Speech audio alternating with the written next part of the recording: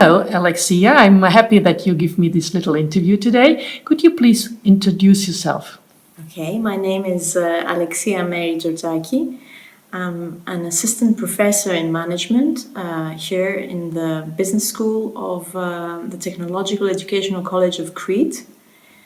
And I've been doing this job for about 11 years.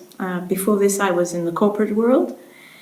But I was drawn into teaching because I wanted to transfer the practical knowledge I had to young people. Starting off teaching, I found that there was a very theoretical basis in the way people taught students, and they couldn't relate practice to theory. So even though I wasn't trained to be a teacher, I gradually realized from the reaction of my students that I had to introduce more liveliness in the classroom and more examples. Over the years, I noticed that although they enjoyed hearing about examples, they felt that the degree they were studying, even though it was a practical degree, it wouldn't culminate to a good job at the end of it. So I kept seeing that there was no hope in their eyes, and this lack of sparkle made me very sad. And eventually I decided that I had to be doing something about this. So I introduced a course which was to do with soft skills, because in order to be a good manager, a good communicator, you need to also have soft skills, and this is lacking in the Greek education system, management study system. And through this course, I could come closer to them and notice their behavior and their total lack of hope and self-trust. So they were lacking a lot of confidence.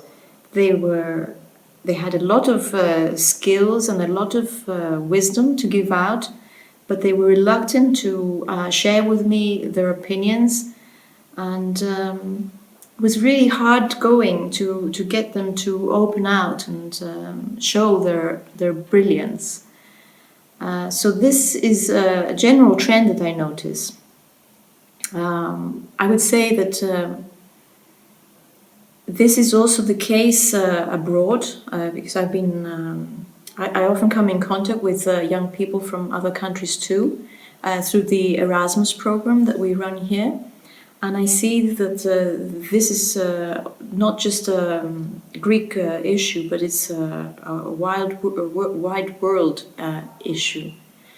I think the solution in the education system is for teachers, educators to start encouraging young people to be authentic, to show their true colors, and really concentrate on what their true talents are, and not just push them through a system which is almost like an industry now, to produce similar people that all look the same, the mass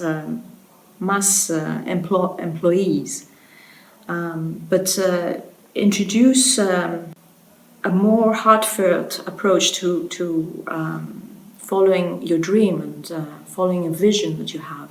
So I often say to my students, if you don't know where your B point is in life, so you're standing at A point and you want to know which direction you follow, if you don't know where your B point is, which is your dream, what it is that you want to be doing and what is will make you happy, then you really don't know what the strategy is, what the direction you need to follow is.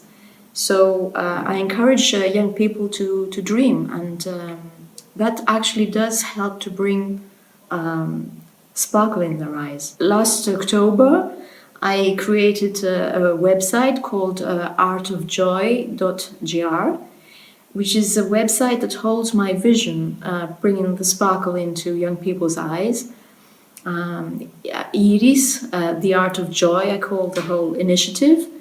And it's gradually gaining momentum, and hopefully through various activities we do, bring in speakers, people who are sparkles themselves, who've already reached a great point in their life, from all walks of life.